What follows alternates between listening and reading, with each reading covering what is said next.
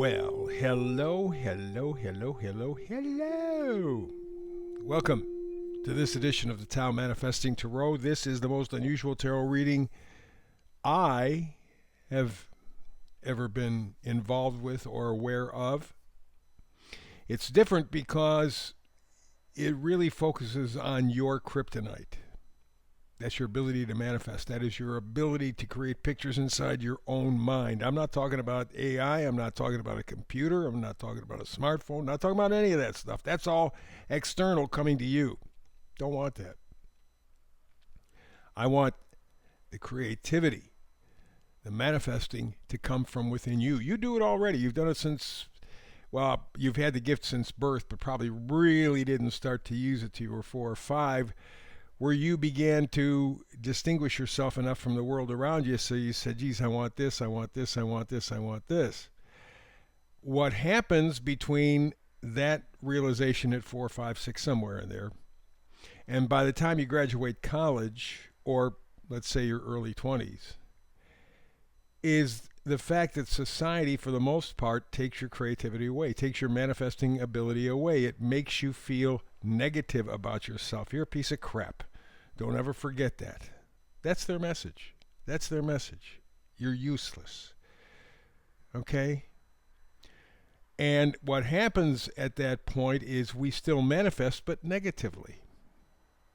We can't see the positive nearly as well as we see the negative. I don't want this, I don't want this, I don't, and you don't get, and you go, so what the hell's going on? Well, that's what you're manifesting. You're manifesting, I don't want. They've conditioned you to be fearful. So what we're trying to do here with the Tao Manifesting Tarot is to take your kryptonite, elevate it, inspire you so that you take this energy that is God-given and you start to manifest positively. It's going to take a little effort. That's why the tarot readings are so important, because with this reading, I also use astrology, numerology. I've done tarot for 20 years. I don't think it predicts anything, but tarot is the science of potential. That I do know, your potential. And I've done astrology and numerology for 50 years. And I know that those two things are the science of cycles, within cycles, within cycles, within cycles. It gets very complicated, too complicated. In fact, I have never, ever experienced, and I have problems with this myself, I'll admit it, man. It's horrendous. Trying to simplify, to coalesce, to clarify, really get to the basics in any kind of an astrological reading. So when I use astrology, I use it in a larger sense. I don't get into the minutiae, I don't get into the weeds, because all that does is confuse you. If you finish an astrological reading that goes half hour, you tell me what the overall theme was, and you'll be the first person I've ever run into. It's too much stuff. A lot of it has to do with the reader's ego. Look how smart I am. But it's just the way it's set up. I mean, you got the sun, moon, Mercury, Venus, Mars, Jupiter, Saturn, Uranus, Neptune, Pluto. And then they got houses. And then you got other points, midpoints. And then you got the ascendant. You got the nadir, midheaven. You got the eclipse. I mean, it's just... So what I do is I set the reading up like you're in a room. And in front of you is a door. On the other side of that door is your future. The room and the door set up by the astrology. What kind of energy is the astrology giving us? And that's why I primarily look at Uranus, Neptune, and Pluto. They kind of give the foundation. It's like looking at a stage at a concert.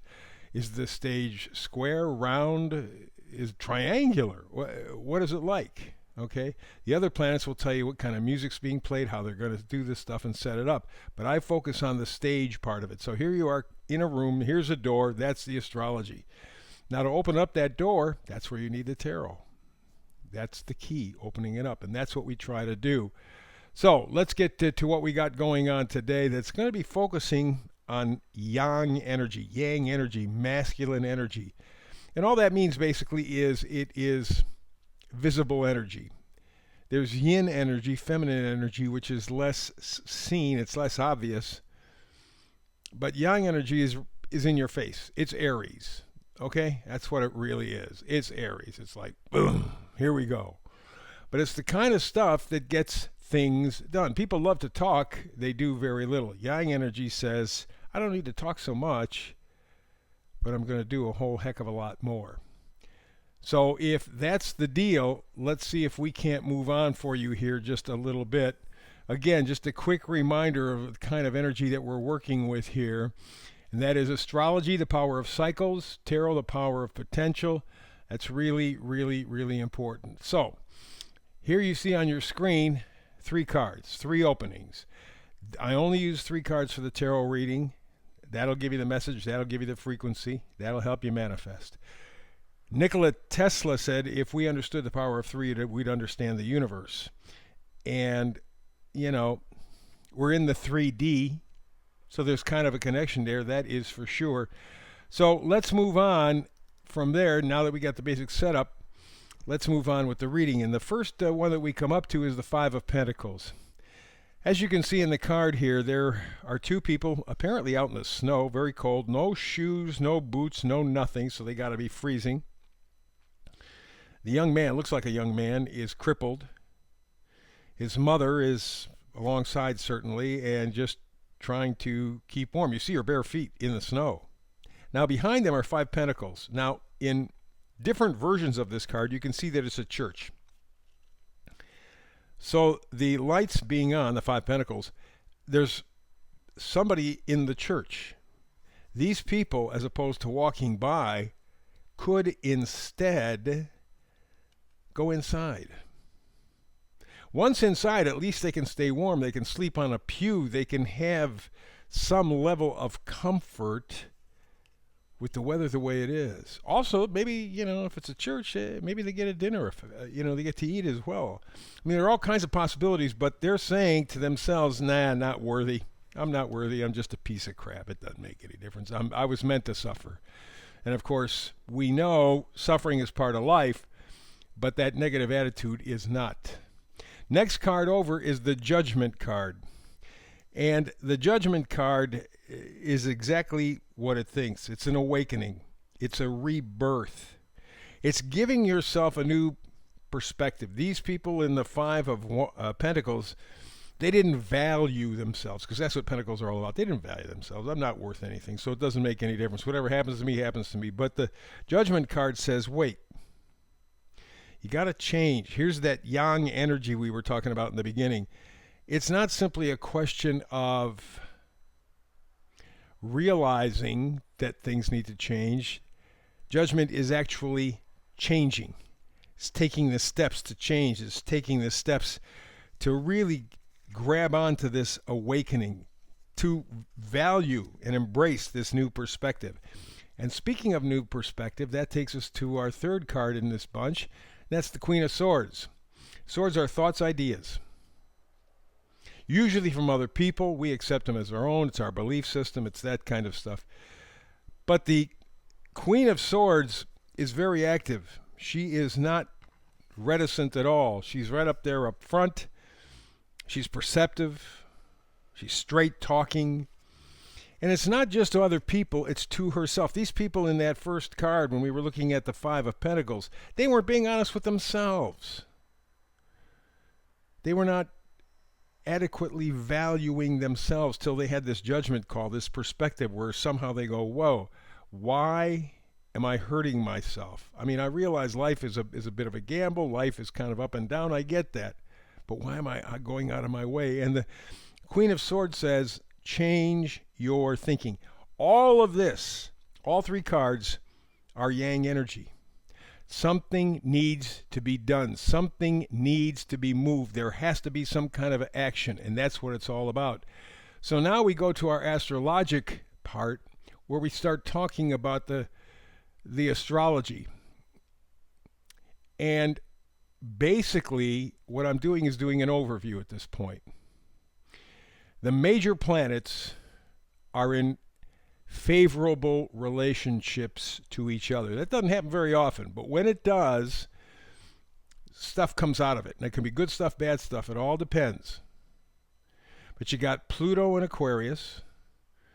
You got Saturn, Neptune in Aries. And for a moment, we still have Jupiter and Uranus in Gemini. Jupiter is going to be moving into Cancer very shortly. But at this point, we got a very favorable grouping of energies with those planets. Here's where we are having the opportunity for change. Pluto talks about the future in terms of being in Aquarius and its profound change, social change. And Saturn, Neptune in Aries says that the individual will try to have this judgment moment, this awakening moment. But it's going to be tough because Neptune is vaporous. It's fog. You can't hold on to it. And yet Saturn says in Aries, you got to hold on to it. So one is unfocused, the other is focused. That's a clash. And that's what you're going to see with people coming up. They want their freedom, but they don't know how to do it. They want to be free, but they don't know how to do it. They don't know how to think. They're stuck between being slaves and being free people, and they don't know where they are. The Pluto thing in Aquarius keeps pushing them to a future, but we don't know whether that's good or bad. It depends, of course, on our actions. And then, of course, finally, we have Jupiter and Uranus in Gemini. A lot of talking, a lot of thinking. So people are very charged up right now. They're open for change. They're asking for change. They're looking for that yang energy. Please, let's get the hell off our ass and get to a better life. Pluto's pushing us into the age of Aquarius. But the Saturn Neptune in Aries is saying, let's go, but I don't know where to go. And then the Jupiter and Uranus in Gemini says, well, let's talk about it. But that may be all that happens. You just talk about it and never do anything about it. So this is a time period that we're in where we're talking about a new frequency, the opportunity for a new frequency, a change of heart, a change of mind, a change of spirit. We can do that. But it's not going to be automatic, it's not going to be quick, and it's going to be hit or miss because the energies are conflicting with one another. The point of all of this is that we have to move forward. There is a change of pace, and that's what's going to throw us off. And we're going to go up and down, back and forth. We're going to go every way that we could possibly go just to find an answer, to force an answer, and that's not what we're supposed to do. But it's going to feel that way. We're going to feel compelled that way. Just keep your nose to the grindstone, so to speak. Just keep looking forward and keep moving, and keep looking forward and keep moving, and eventually you'll get your answers. In the meantime, expect to be lost, frustrated, irritated. It's all part of the process, I think. I don't think we're missing much in that regard. So that's it for this reading, combining again the tarot and the astrology. You are ready for a change of pace, but you need time to adjust to it. So that's where we will stop for today. Hey, I just want to remind you, like and subscribe. It is hugely, hugely important. I can't express it enough. They are getting really sneaky, really underhanded, really dirty, really controlling on the internet. And it's not simply me, it is many other podcasters that are experiencing the same things. You are our saviors. Please like and subscribe. So that's it for this time around. You and I will get together and hopefully do a little manifesting tarot together soon. Between now and the next time we do tarot together, peace and blessings.